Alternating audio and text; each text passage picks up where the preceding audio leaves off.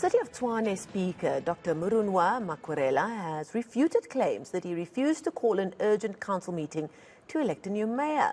The city's been without a mayor since the resignation of Randall Williams.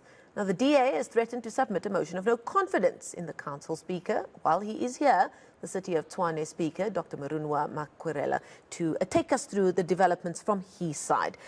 Thank you so much for making the time this evening, Mr. Speaker.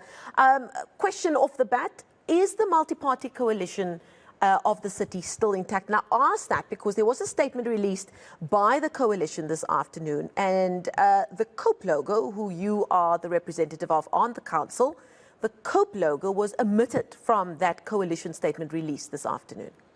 Yeah, thank you very much, and the viewers out there, and I think it's a welcome opportunity to come and actually clear the air with regard to all the confusion, a comedy of errors that everybody is seeing out there. Look, we had a very bad AG report, and that affected quite badly our performance as the city. And as you are aware that, subsequent to that, I think there were some meetings that were held in particular, within the DA family, wherein the mayor was actually requested to resign. And, since then, it has been a comedy of errors, erratic decisions, and so on and so forth, which is quite unfortunate and regrettable. Okay, but you still haven't answered my question. Is the coalition still a multi-party coalition in the city? Is it still intact? And are you and COPE still a part of it? Like you have said, that late afternoon we saw, together with myself, a communique coming from the coalition oversight group where the logo of our party was omitted. I was not actually made aware of that decision except to read in the newspapers and the media cycles. And also I inquired with our national leadership, who told me that they were not actually invited to attend that afternoon meeting. And also that there wasn't even a courtesy call, to inform them about such an unfortunate decision. So you're saying that this coalition is hanging by a thread and that the DA is actually spearheading this political move under the guise of still being part of the coalition? That is correct. And I think people are just looking around for a scapegoat. And I think it's not going to help even this coalition going further. Now, do you believe that you are that scapegoat? Because the DA or the coalition in that statement is also accusing you of sort of maneuvering your way in the direction of the ANC as part of a greater plot for your own ambitions to become mayor. Look, Congress of the People only have one seat, and I'm not too sure how a one-party seat can actually maneuver and actually cause such a lot of panic, in the whole city. We have 214 council, 214 seats in that council, and COPE only has one seat. And I'm not too sure that one seat can really cause that panic. But be that as it may, we are committed to the coalition, and I think I've proven myself throughout that I live by the rules of the coalition. But what you see happening actually this afternoon is quite unfortunate, and actually is at variance with what the coalition agreement provides for. Like, for instance, there is a clause there that talks about disputes and how they should be handled.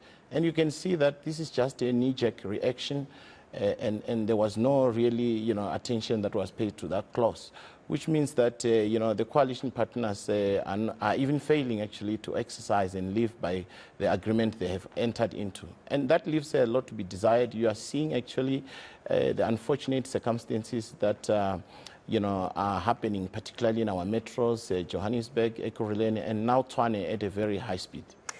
Now, speaking of Tshwane, it is the only metro in Gauteng that actually had a majority in council.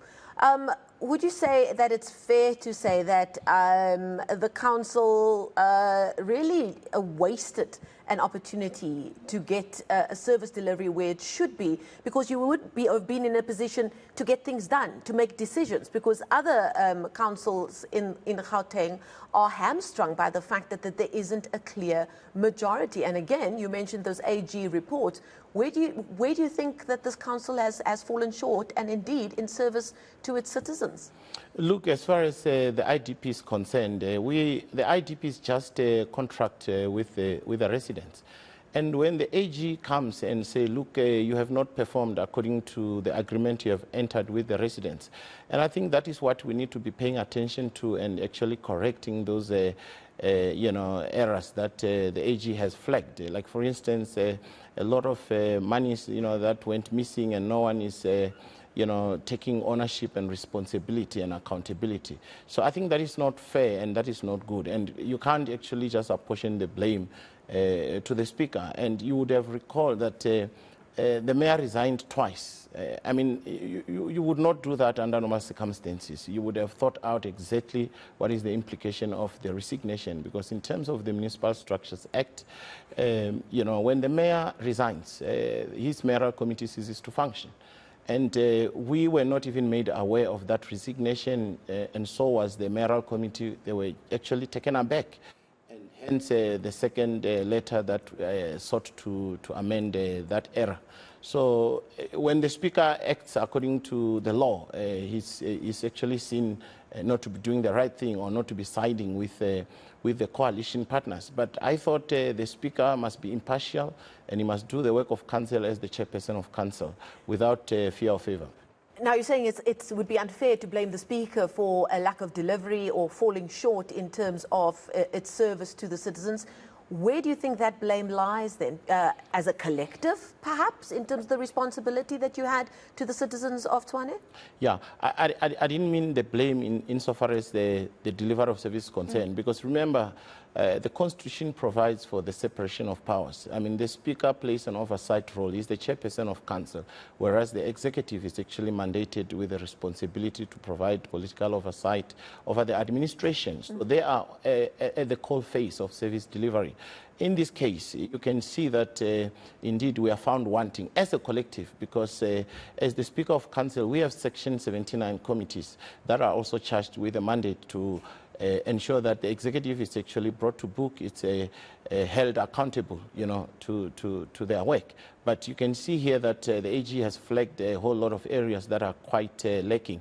But also, if you go to the ground, you'll realize that it is quite palpable that there's no service delivery at all. The streets are dirty, potholes, and so on and so forth. We appreciate climate change effects on our environment. But however, some of the things that are happening there are so elementary that they cannot go unchecked. I mean, if you just take a drive into the city, you're just greeted by a filthy city that smells of neglect and so on and so forth. Now that the picture that you've just painted for us didn't happen overnight. It's been like that for some time now already. And you and your colleagues who have been in council for some time already as well.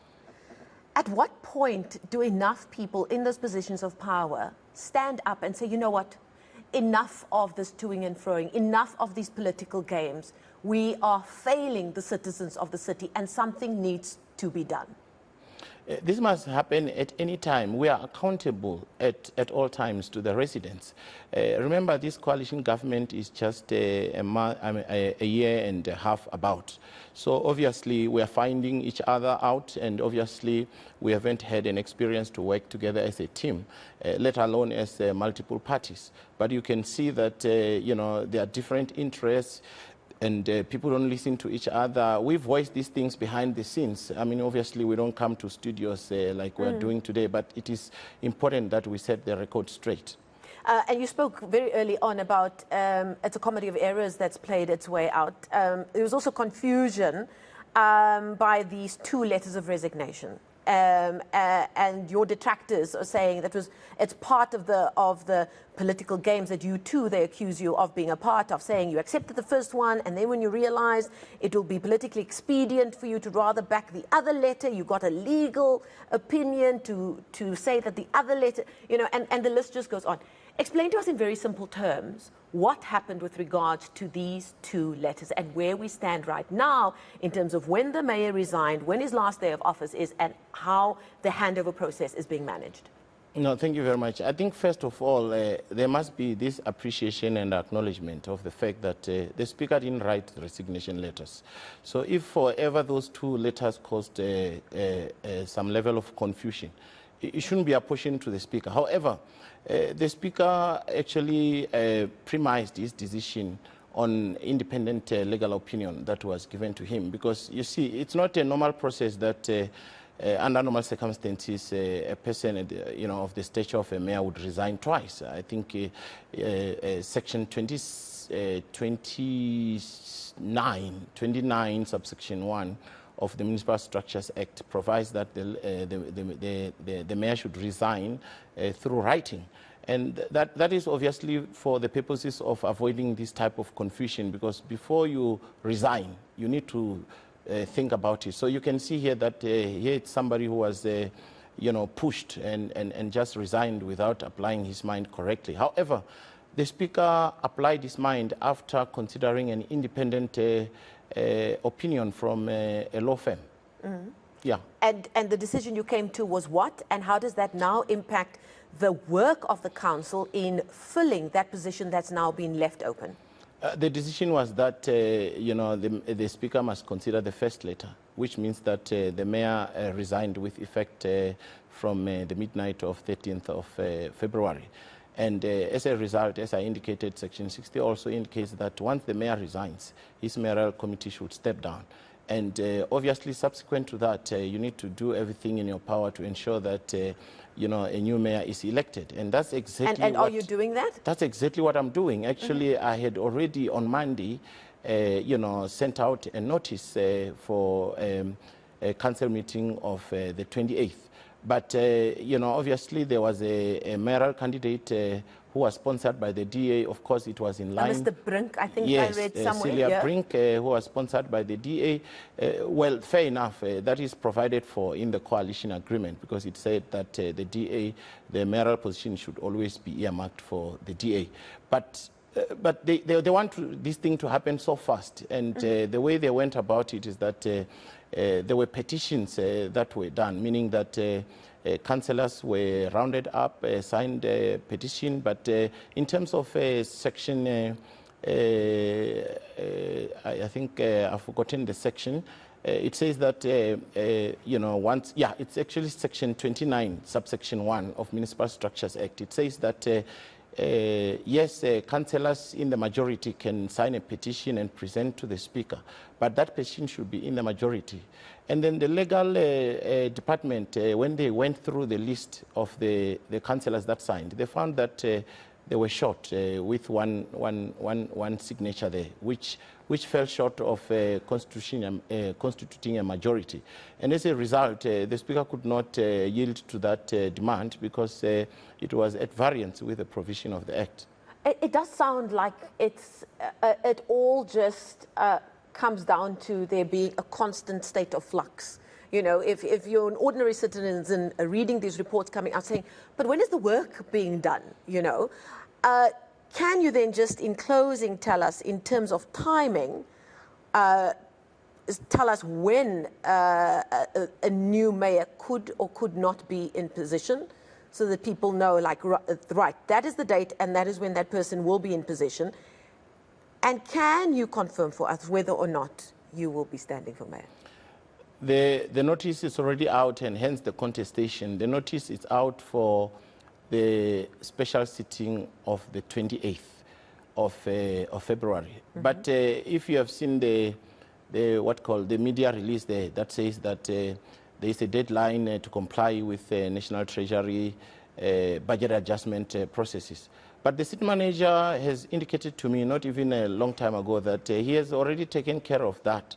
He has gotten a waiver from National Treasury and COPE that, for the city of Tshwane, because of the things that are happening, we were given an extension to the 31st of March. So there's no rush.